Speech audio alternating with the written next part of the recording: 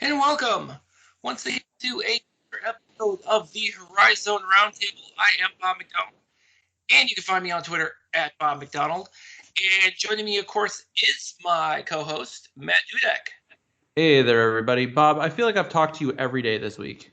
You know, every other day it seems. Yes, I know. I'm not stalking you, I promise. Yeah, I don't know. Things just keep coming up.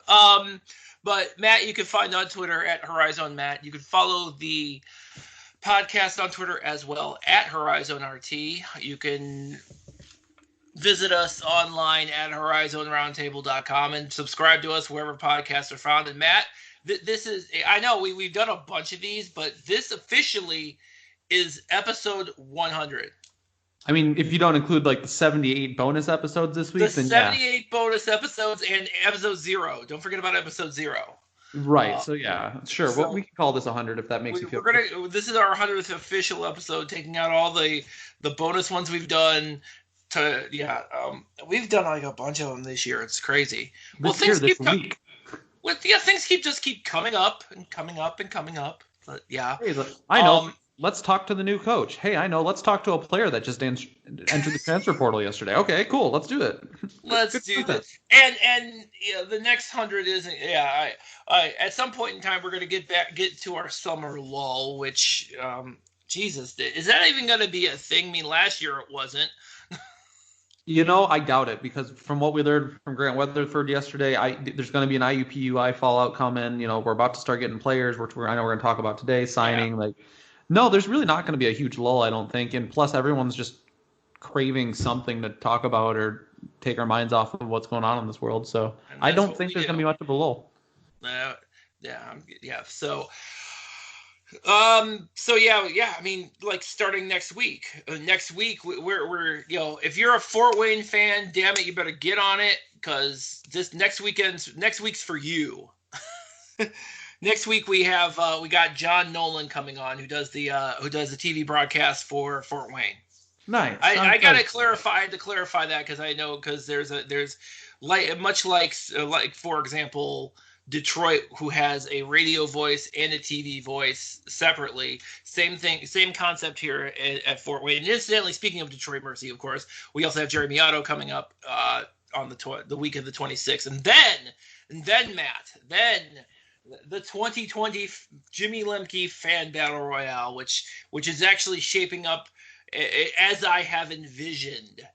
We're getting there. Who are we still missing? We are still missing Fort Wayne.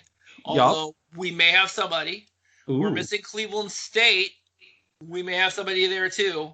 Come on, Craig. Come on, Craig. Do it. I don't want to go. I don't want to go down the dark path that I'll end up having to go down if there's not a Cleveland State person.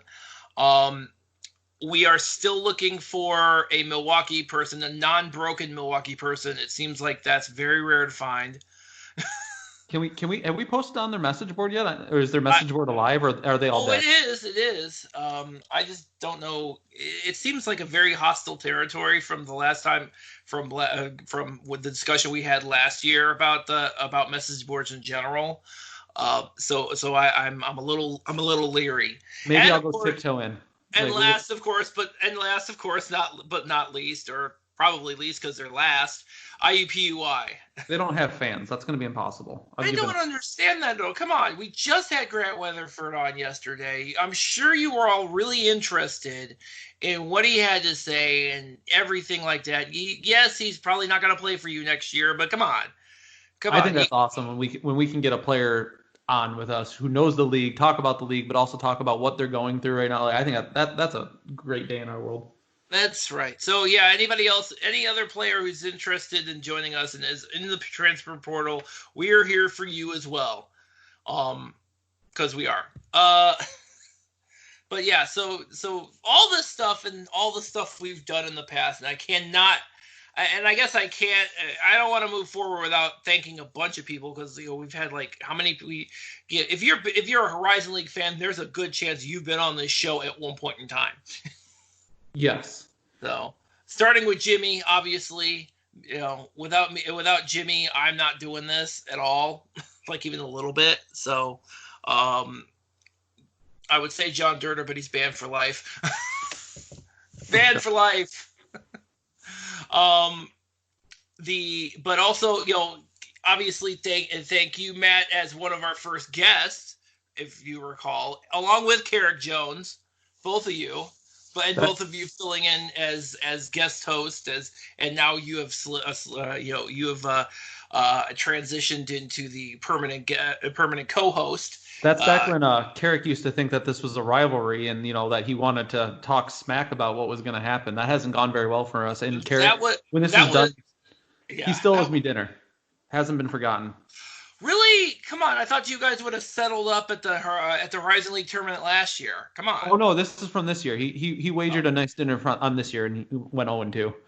Wow. Yeah, you owe him. Sorry, Carrick. But yeah, yes. For those of you who are new to the podcast, episode 1 was talking specifically about the Metro Series before the Metro Series became basically basically bath.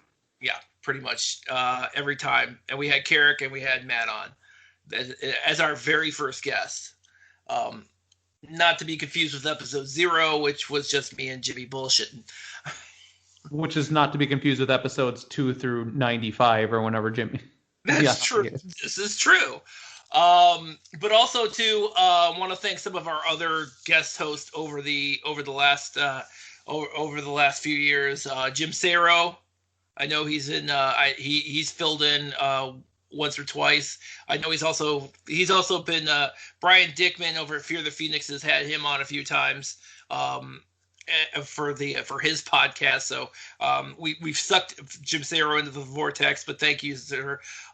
Matthew Johns, who was running his own thing running his own site specifically dedicated to Cleveland State. He was on. He was a guest host a couple of times. I'm sure I'm missing a couple of other people because Kyle Craven got one. Kyle. And did the entire HoriZone League tournament this year. Thanks again, Kyle. That's right, Kyle. Absolutely. I mean, can't forget Kyle. John Parker, obviously the ubiquitous John Parker, and also all our other writers who you'll be hearing from very soon, I'm sure. Because we've got some new ones coming on. We got Nick Lawrenson, who's covering Wright State. I know you guys have already been reading all that stuff. Brian Kay, who's going to be he's your Oakland guy, Matt. I know you've been waiting for that. Yeah, no, I think he brings a little bit more credibility, if you will. I mean, he's already a writer, and he has a HoriZone League vote, even though we don't yet. So that was a great get. I'm really excited. I know he talked to Coach Campy. I think it was yesterday. So he actually has a piece coming out just from talking to Coach Campy. He's someone that's already kind of seen in that world. So that's really cool that he joined. Yes. So yeah, I know that and I know we have. And I know we have Alec Quaid, who's going to be writing for Cleveland State. Also, I gotta shout out the mayor too, Don DeFrancesco, because he pops in every once in a while and writes a Cleveland State column for us, and did all last season. So shout out to the mayor. And and for those of you scoring at home, he's the mayor of high school sports, so he spends a lot of time covering high school sports in Northeast Ohio, which is but he's also really into Cleveland State, so that's why I reached out to him long ago to see if he wanted to occasionally contribute, and he has as well. So we got a lot of stuff going on, a lot of stuff that's been going on, and and you the fans, because we made a conscious decision to get you guys involved, because let's face it, nobody wants to hear people talk all the time. Two guys talk all the time with nothing. I mean, this is why we do want to, we made a conscious decision to do things like the Fan Battle Royale, like the Fall Fan Forum, like the Student Media Forum. We got, shout out to the student media folks, past and present.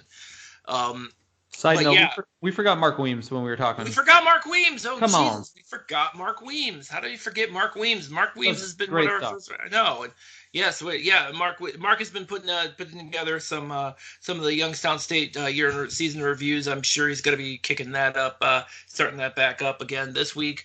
He's already got a couple things out. I'm sure he's going to have a few more to wrap everything up. But yeah, this is a lot of busy things going on. A lot of It's amazing, and we're doing this when there's allegedly nothing going on. Nothing going on. I knew exactly what was going to happen. The only difference between now and every other year is that our off season started about a month early. That's Right. it. That's it. But so yeah, so thank you all, and thanks to everybody who's ever been on this show. Thanks to all of our all of our guests, all of our guests who've been on this show, coaches, ads, um, broadcasters. I mean, Yeah. we've had so many people; it's insane. And we're gonna have you know, yeah, we've had 3 coaches on. One of them being not here anymore, and then I believe I did promise Youngstown State fan that I was going to attempt to work on getting Jer Calhoun. So yeah, I'll work on that too, guys. Would love that. I'm working on that. I think that'll probably yeah, I gotta. So Jamie Hall, over at Sports Information and Youngstown State, get ready. I will probably be sending an email this week. But yeah, and also all the SIDs who've been extremely, really, honestly, really helpful. I mean, you guys can obviously blow us off and say what the hell is wrong with you people, but you don't, by and large, and that is awesome. And shout out to Diane Gliad over at the HoriZone League too. I mean, here's again, a guy who would basically say, "My God, what's wrong with you?" Bob, we and better be careful. And he does it, which is awesome. Love that. We better be careful. We're starting to almost gain credibility. Well, that's all right. I'll say something stupid later, and we'll be fine. Or you will. I don't know. We'll flip a coin. I don't know. Whose turn in the rotation is it to say something stupid? I feel like I do. It's fine because I've been getting some decent stories out there this whole year, and getting credit for things that weren't really mine. By the way, yeah. What's that? I'm very impressed. By the way, you're transitioning from dumb fan to informed podcaster, which is awesome. No, I'm still dumb fan. I prefer that. And I got to give a quick shot. I got credit for the Jalen Moore news, which I'm sure we'll probably talk about for a minute. But I want it to be said because I don't want it to go the wrong direction. That was not my tip. I got credit for it, but it wasn't mine. That goes to John Zatorsky, who is an OU student. Okay. He had been talking to Jalen Moore, and Jalen Moore gave him that info, which is great, and I got credit for it. But I don't want to take things that aren't mine. So shout out to John for grabbing that. Thanks, man. Yeah. Yeah. Well, yes, and always good to be the bigger man. Awesome. Yeah. Although, yeah, so, we still haven't gotten credit for the Grant Weatherford thing, though, even though Grant Weatherford did tweet it out himself like 2 seconds before we did. That's fine. And it's okay. We're good with that. Hey, you know what? Getting him on was reward enough for us. Yeah. That was awesome. I mean, we don't get to talk to players often for obvious reasons, so it was nice to talk to somebody. I mean, we could if we went through the proper channels. I'm sure that wouldn't be an issue. I'm sure. I don't. Northern Kentucky, notwithstanding, and I'm sure we'll have Kyle on at some point in time to talk all about that. But I mean, I'll be honest with you. I mean, that's a whole other animal, and it's weird as hell. But it's whatever. I mean, I'm just thankful for everybody who has allowed us a window to be able to do a lot of things. And again, even if we didn't, we'd find some other ways, which we have, which is awesome. So, so that's my spiel. And anything you want to add to this? Because obviously there's I didn't realize I was gonna go on and on and on the whole time. So this is just like a praise us moment. No, thanks for everyone listening. I'm surprised sometimes when people message me like, yeah, I listened to this and you missed this, or I've been told I'm the most uninformed fan ever, and you know what? That means someone listened to us, so I like that. So shout out to that person. They know who they are.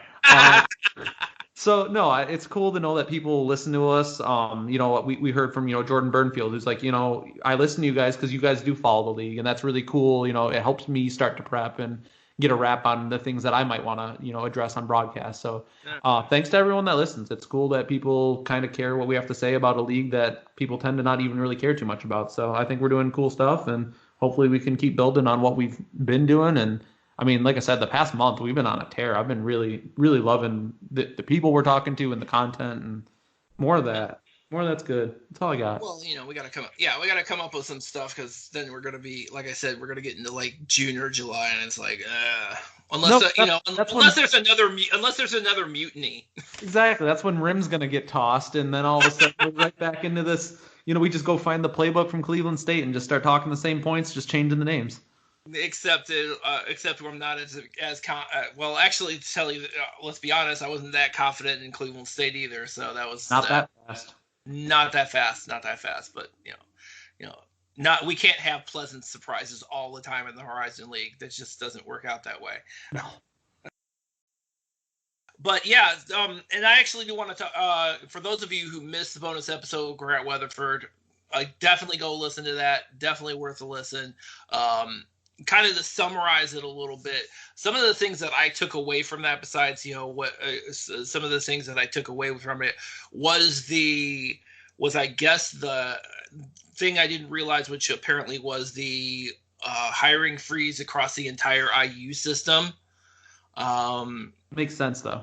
It does make sense, but and I thought about this, and I heard that when I heard that yesterday, it didn't really register, but I had a little bit of time to think about it, and okay, I guess this whole thing, that whole hiring freeze started, I think March 23rd or something like that, right when IUPUI suspended their search. But here's my question though: that job has technically been open since the end of August. What the hell have you guys been doing? Nothing. They've been doing nothing. And I mean, and more to the point, IUPUI hasn't been playing since the beginning of March. I mean, since they got bounced out of the tournament. So you had like a 2-week window where you could have finalized whoever you were looking at for the entire year. And you didn't, and you can't complain about, well, we didn't have enough time. UIC got their coach in a week. And the thing I took from it that goes right along with this is that Byron Rim really never had that locker room. It sounds like the players held it together and tried to make the season work, but that should have been known by the AD from day one, and they should have been working on this from long before the season was over. It doesn't make any sense. I know. And don't get us wrong. I mean, again, listen to the interview with Grant Weatherford. He was very gracious about his time at IUPUI. He was definitely he's a team guy. And so, he's obviously from what it sounded like, everything he did was for, he didn't begrudge his teammates. He didn't really begrudge Byron Rim all that much. Not at all. I mean, but he basically confirmed what we already kind of knew already, is that it wasn't, it wasn't a cohesive situation within IUPUI, specifically the rotation. I think we've talked about it too, that they had such a short rotation, and they could have done so much more of that, and they just didn't. And guys ran out of gas. That's why you had games where Jalen Tate. Sorry, wrong Jalen. We'll talk about him later, though. Jalen Monette and Marcus Berg go off for like a bunch of points one game and then are completely neutralized the next. Because you can't, and I think we made the point that you can't do that every single game, and they couldn't. So it just doesn't seem to me like it's an ideal situation. And Grant, to his credit again, wasn't, obviously didn't know if there were going to be others who are going to could for sure leave. But I really do think that it's probable that we're going to see another mass exodus, and we probably won't see it for a little bit. Grant Weatherford was the first one. I don't think I think it's going to be a couple weeks before we see more. And it'll probably be all the people we've been talking about this whole time getting up and ready to leave, which is going to just absolutely gut IUPUI. And they're going to be starting over in a league where we're trying so hard to make sure to see everybody do better. And they're going to start from scratch again. Ugh. Yeah. Excellent addition, Horizon League. Excellent addition of IUPUI. Makes me completely not miss Valpo. Totally makes me not miss Valpo. But and the funny thing, and I'm sure we'll talk about this with John Nolan next week, is that you look at the Fort Wayne situation, and they seem to be much better positioned to come into the Horizon League than IUPUI was, because they've had all this, because Fort Wayne has had all this time to kind of gird themselves for the entrance into the conference. And from a performance standpoint, I think Fort Wayne had been doing a much better job than IUPUI over the time that both of them were in the Summit League, especially within the last few years. Right. And John Kaufman, their head coach, he's been there for, I think he's just finished up. He's going into his, I think, 6th season. So he's a known quantity there. He's definitely had the opportunity to build up the program. Whereas when IUPUI came in, they had Jason Gardner. We weren't sure about what he was doing. He had one guy, Cameron Justice, and he was having pieces parts. So yeah, that was, I don't know. I don't like the fact that IUPUI is in the situation it is, but it's not surprising. And I mean, that's generally who IUPUI has been historically, which is why we all questioned that move when it happened. Outside of a random Ron Hunter, George Hill, run in the mid 2000s with IUPUI, they've never been a great place. So, but Fort Wayne, and we're stuck with them. And we're freaking stuck with them. It's just ridiculous. Yeah, they're here. Yeah, I mean, there's no yeah. And again, I know we've belabored this point. We belabored this point, late last year when the decision was made that Farmers Coliseum was going to be the home of the Horizon League tournament, semis and finals. Yeah, there's no home field advantage there. We'll be lucky if IUPUI even makes it into the semifinals or finals at any point in time in the next 5 years. I don't care who's the coach. They're probably they're 5 years away from doing anything, if we're lucky. Maybe, exactly. Like, we'll see. So so which is ridiculous. I don't know, but on to other thing, on to the what and like I said, we're probably going to talk so much more about IUPUI in the next few months. It's not even funny, mostly because we don't know what's going on. Nobody knows what's going on. Apparently, just the AD over there is he's doing him. So all right, and he really can't. Obviously, he's following the whole the hiring freeze at this point, so he can't really do anything per se. But man, what a missed opportunity that was. Such a missed opportunity. I don't know what the deal was.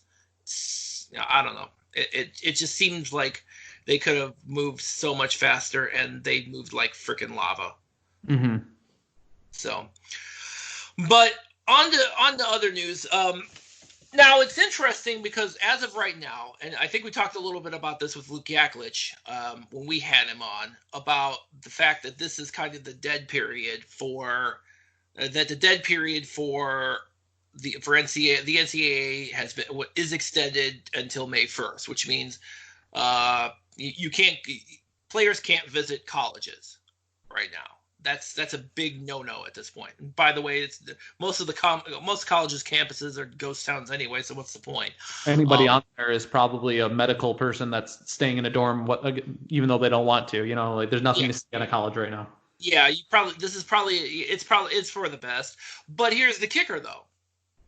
Now, normally the spring signing period, I think, is a couple weeks. Well, about 4 weeks from the middle of April to the middle of May. And that's still going on. April 15th is the first day, the start of the spring signing period. That's still happening. The only difference now is that the spring signing period has been extended until August 1st. So you're going to have a lot of people who are going to be making. You're going to have a lot of high schoolers. High schoolers or JUCO guys are going to be making decisions probably way later than you would expect. However, I will point out, though, that you're going to see on April 15th, within the next couple of weeks, you're going to see a couple of those commits for all these colleges to start signing on the dotted line. And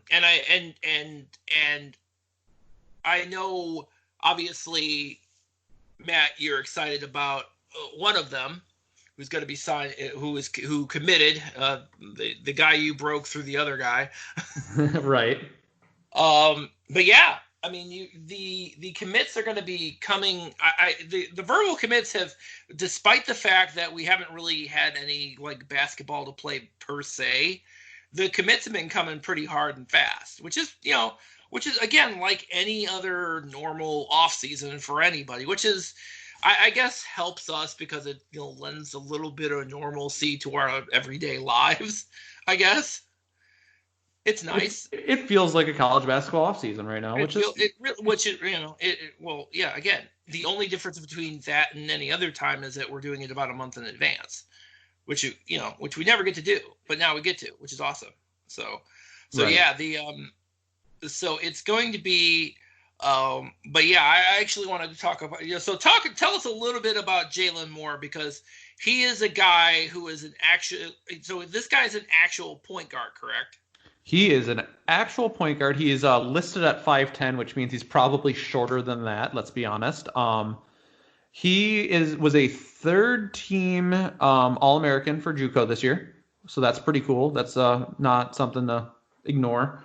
But he, like I said, he's 5'10". He's undersized, and everyone, from what I've heard and read, he would be a high major guy if he had some size. But because he's small, people are sleeping on him a bit. People want to say it sounds a bit like Kay Felder because we obviously love that in Oakland land. I've watched a little bit of film, and I don't see a lot of Kay Felder. Kay Felder had just that build. I mean, that dude was a tank when he came to college, and then he just got bigger and stronger. Jalen Moore is a bit smaller. He does have a nice step back, which you need when you're short, obviously. He can shoot from three when he's left open, which in Campy's system is important, being able to hit it when it's left to you. But the thing is, he's got handles from, and it's tough to tell because it is JUCO film. So, some of those guys are good. Some of them are less so. I try not to get super excited when I see film. I'm not Mike Davis. I'm not scouting on YouTube. But it's true. It's what he does. But from what you can tell, he should be able to get the offense in motion. He should be able to get, and that's what it's about. This is going to be, for Oakland, it's going to be Rashad's team. It is. He's going to be the trigger. He's going to be the point, or the point man. But you need a point guard to start the offense. You don't want that ball in Rashad's hand at the beginning. So it's going to, so Jalen Moore will have the ball to start. And then from there, he's able to hopefully get things moving, which is what Oakland lacked for most of last year, was somebody to get the offense started. And hopefully that will be the key. It's a nice signing. I'm not huge on Greg Campy's recruiting and signings as of late, but at least on paper, this one looks very, very good. Let's hope he gets here, everything goes well, and he stays healthy, and he's what we think he's going to be at Oakland. But that's a nice signing from what we can tell so far. Well, yeah, and I know also there's that's right. Because I know Northern Kentucky, following North's report, I know those guys have been like following Darius Harding for like a while now. Darius Harding, who's the Motlow State Community College player, who is, I believe, they did a ranking of, I think JUCO Advocate, I think, tweeted out a top 100 top JUCO players. I think he's somewhere in the 80s. He's definitely top 100. So he is definitely coming into Northern Kentucky next year, and I think for them that's going to kind of take away the sting of losing Jalen Tate, to tell you the truth. They've been very excited about him. Oddly enough, Jalen Moore was not on that top 100, which is interesting because you would think as a third team All-American in JUCO that he'd probably be in the top 100, but whatever. But that's okay. I think it was you know who was number 11? No. Right outside the top 10. Nope. Cleveland State fall signee to Moy Hodge. Okay. I am looking forward to, that guy's a beast, and I'm so looking forward to having him on there. So looking forward. But yeah, it's funny because you would think that Cleveland State was all set, and then they had Dalen Williams, two freshmen, Dalen Williams and the JUCO transfer Tyrese Fatoma.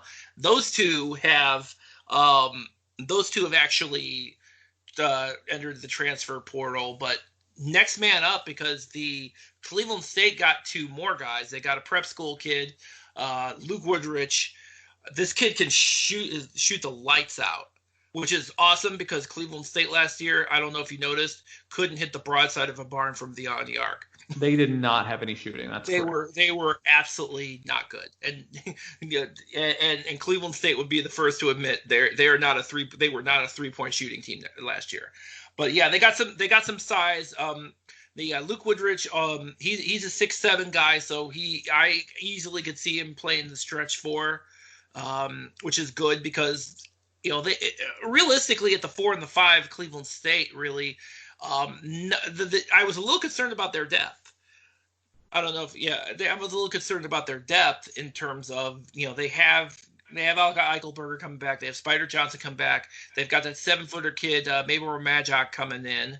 And they didn't really have anybody kind of at the 4 per se. So I was of the impression that, they were probably going to, they were going to do probably what they did this past season, and just flex Torrey Patton to the 4. Now they don't really need to, because they not only had Luke Woodrich come in, but they also just got another commit, Chris Green, coming in. So 2 6'7" guys. So it looks like and a little bit of Chris Green. Chris Green averaged almost 7 rebounds a game when he's at the Community College of Beaver County in Beaver County, Pennsylvania. So don't know why.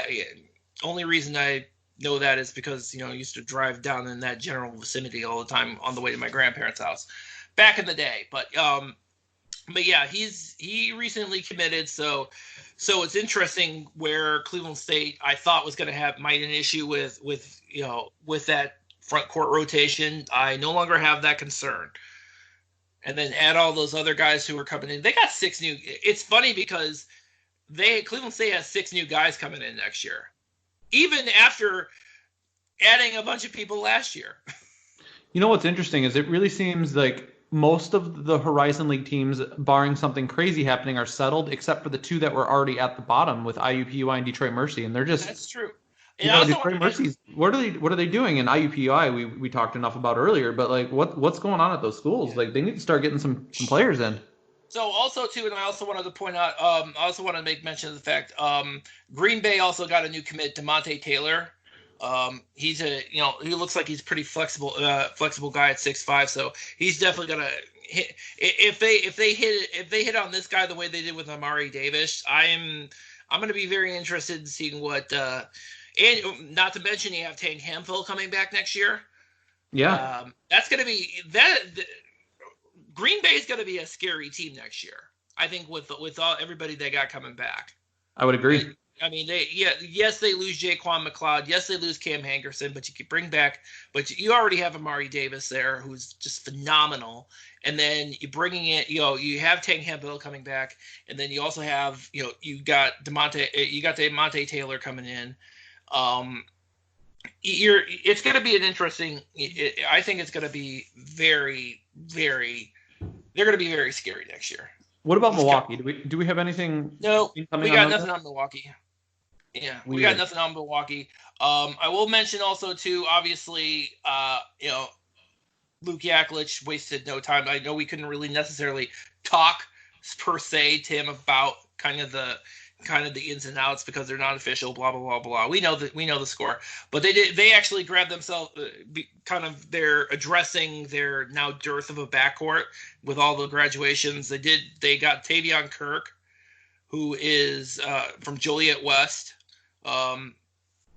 He's coming in. That's gonna be good. Local kid for them. So, and not surprising because he's been hitting it pretty hard. Luke Yaklich has been hitting the recruiting trail pretty hard. Even though he's only able to do it from. It's a digital trail. Texas at the moment, but yeah, I mean he's really he's definitely hitting the ground running, which is what UIC needs really to kind of get them over the kind of that mediocre hump.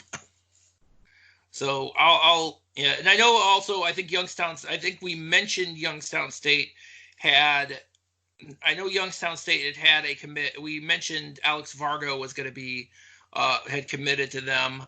Not this episode, but a past episode. I know we talked about him. I think we talked about him after one of the transfers. I can't remember which one now. Well, the biggest thing for Youngstown is, unlike some other teams, their star came back. Quisenberry coming back is bigger than any other signing they could have done. That is true. I know that. However, I should point out, and he's gonna get, and he may actually get some extra work in because he is one of those people declared for the NBA draft. Now he didn't sign with the agent, so he's got to and I like the move there only because of the fact that it gives. And I know Kentucky does this every year, that basically everybody declares for the draft, but it gives them some extra time to kind of work and work on their skill sets and everything. So I think it's going to be advantageous that Darius Quisenberry did this, although given kind of how the whole dynamic with the coronavirus and all that good stuff, I don't know how that's going to really work. I don't know how that's going to be to his advantage this time around, but I do fully expect him to come back. They also got I should also point out that they got Youngstown State got another prep school point guard as well in Shamar Rathan Mays. He actually committed last week too. So there people are making some teams are making some moves. Some teams are decidedly not. I think I will point out that we had Nick Lawrenson had mentioned that Darweshi Hunter had been offered the star out of Central State in Division II. He's I believe he's going to end up going somewhere else next year. So keep on moving, guys. But yeah, it's interesting because like you said, so I expect all of those guys who committed to sign on the dotted line probably within the next week or so. We'll hear much more about them. And it's going to be, and let's face it, that's, and we'll still hear more because, again, the signing period is extended. And I do think that the thing is, though, even when the dark period is lifted, I don't know if anybody's going to be on campus. I don't see it. I just don't. Well, I'm starting to think that some of these kids don't care. I mean, I think we're going to still talk about, it's obvious some kids signing. Care. Well, if they cared, there wouldn't be 720 names in the transfer portal. I mean, there's probably as many kids in the transfer portal now as there have been in any other year.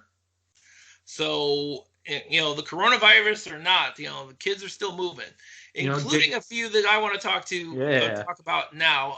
Jalen Tate, as we know, was a grad transfer, and he's not the only one from Northern Kentucky. I wanted to talk about Silas Hideki too. Wasted no time getting out of Dodge. But Jalen Tate, obviously, he was kind of in terms of grad transfers, he's kind of the top get. So he's going to Arkansas. Which is cool, but we were just talking about how these kids can't go to campus. That's a campus that, we can't seem to see any noticeable reasons that he would be familiar with Arkansas. He hasn't, Northern Kentucky hasn't played them. Well, no, Northern Kentucky played Arkansas last season. He didn't play them. He was actually out hurt, but Northern Kentucky themselves actually played them. That's my mistake. At Arkansas. Yeah.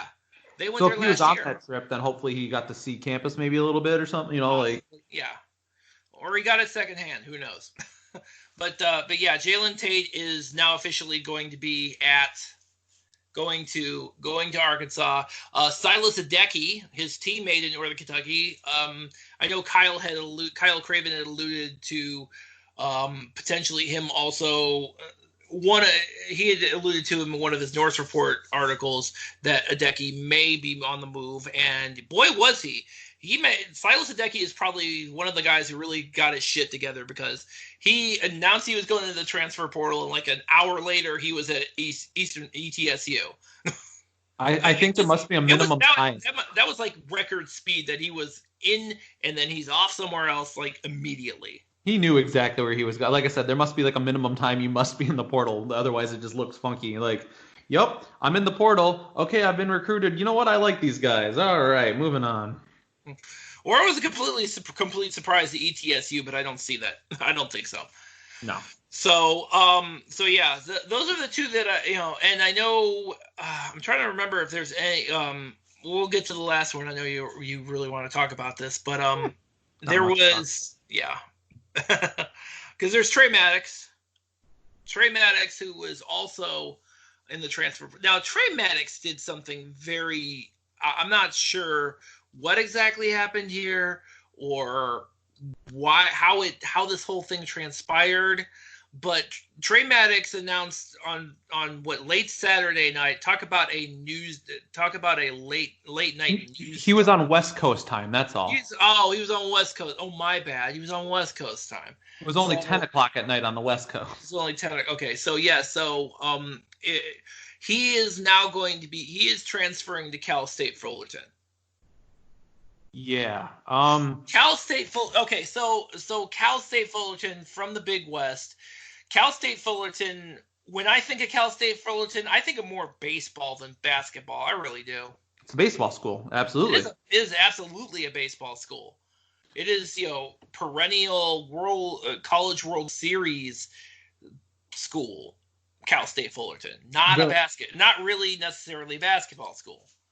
The biggest link I can find, hold on, let me back up. So first, I found this to be a weird move on a lot of levels. I've tweeted about this. Anyone who probably is listening has seen the tweets, but he had just gone on a podcast with Jeremy Otto a couple days before, and he'd listed Oregon Jeremy Otto. By the way, shameless plug, Jeremy Otto. Like I said, he's going to be on with us in a couple weeks, so don't miss that. We'll probably ask him about this too. He had mentioned Temple, he'd mentioned Oregon State, and you're like, okay, these are some decent schools. It's not the Power 5 major schools that I'm sure he was hoping, but you're like, okay, cool. And then he ends up in the Big West at Cal State Fullerton, and I couldn't figure out why. Actually, I still didn't know. While I've been on this with you, somebody dropped me a little info about why. Oh, please! I love to hear because to me, it seems like a lateral move at best. At best, yeah. Cal State Fullerton. Cal State Fullerton. When you think Big West and basketball, you do not think of Cal State Fullerton. You're thinking more UC Santa Barbara, the mighty Gauchos. Yeah, and California is nicer than Michigan. I get that. That makes sense. Playing games at Hawaii is probably pretty cool. Okay, I can see that. Biggest thing that somebody pointed out to me that I hadn't caught yet was that one of Fullerton's other commits is out of Chicago, and it is Trey Maddox's cousin. So there's a little bit of a family Maddox thing happening out there, it seems. Interesting. I haven't been able to fully verify that, so if I'm wrong, but I'm pretty confident from what I can quickly gather that is a thing. So that makes a little bit more sense. But I mean, okay. to go from, we can all laugh, especially early on, we all like to make fun of the arena. Oh, it's a 4,000 seat. Yeah, but when it's full, which it is most of the time, it's a pretty good arena. I mean, Cal State Fullerton averaged less than 1,000 people a game. That's Detroit Mercy and IUPUI bad. Yeah. It's just an odd move. Trey messaged me for a minute today. I'm not doing that as like a siren you try to drop, but he just said basically, this wasn't I'm mad at Campy or anything like that. I just needed a fresh start. And I think that's fair, and I think that I want to put that out there for him that he wanted a fresh start. But I think, and this is not him telling me, this is just me kind of piecing things together. I think the big thing for Trey Maddox and all this is Trey wants to be the focal point of an offense. On the podcast with Jeremy Otto, he talks about how his defense leads to offense, and he prides himself on defense, and he does. He's a great defender. But I think for Trey, he wants that basketball lifestyle. He wants to be the focal point of an offense, and I'm guessing those other schools that probably did want him there, they wanted him there as a piece, which is what he is. But he wants to be the star. He wants to be ball in hand, scoring when it matters. He wants to be the guy. And what he probably found is that at the end of the day, he needed to go to Cal State Fullerton out in the Big West to be that guy. And Sure. that's, he's gambling on himself. He says he wants to be in the NBA. He's got the body for it. He's got the skills. So you know what? If he's gambling on himself, that's a weird move. But you know what?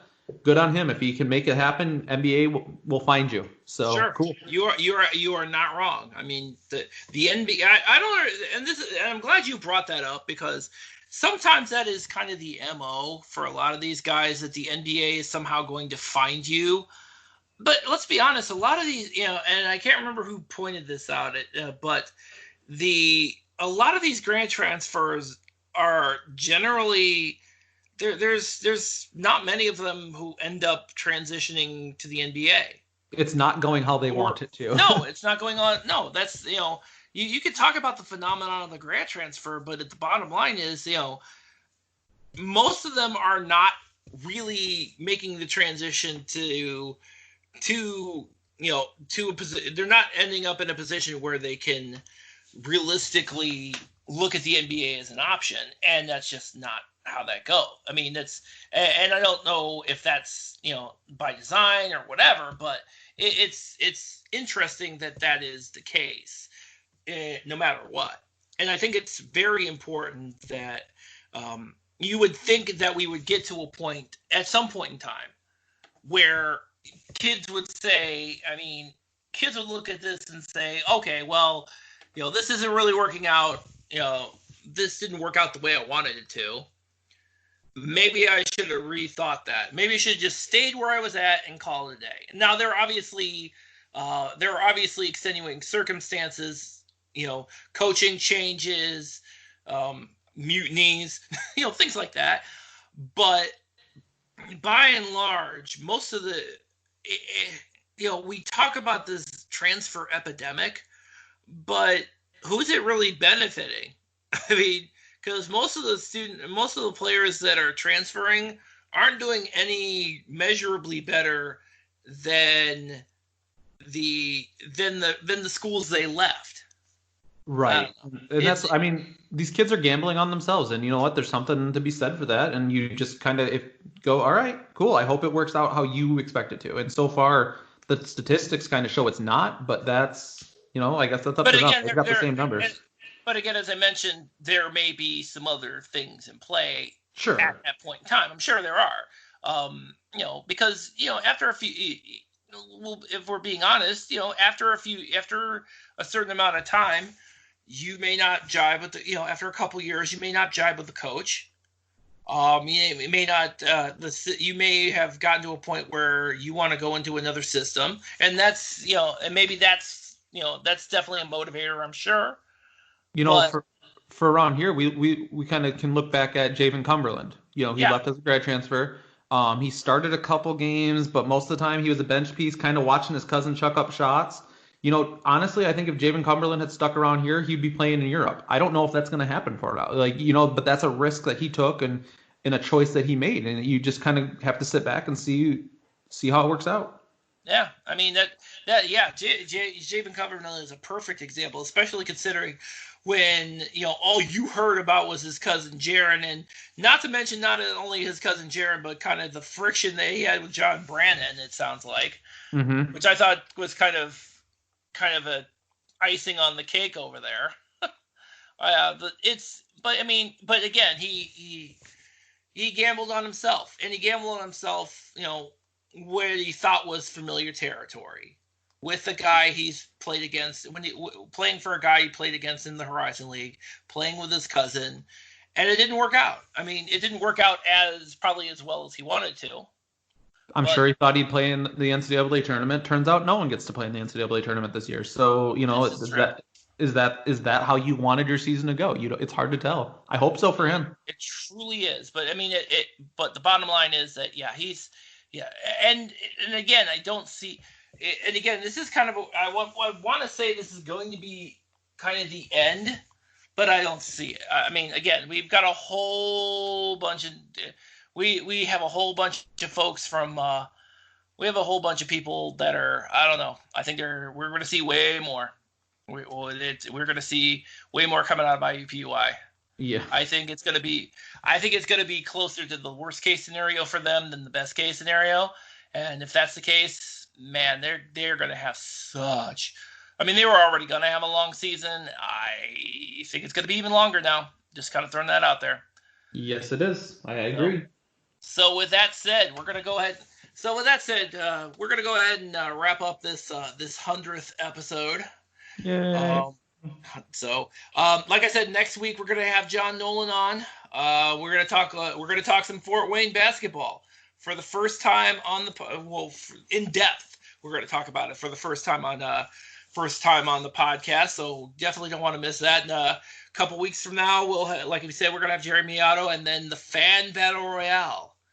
And I'm definitely looking forward to that. We will realize that dream of having everybody represented. We will realize it.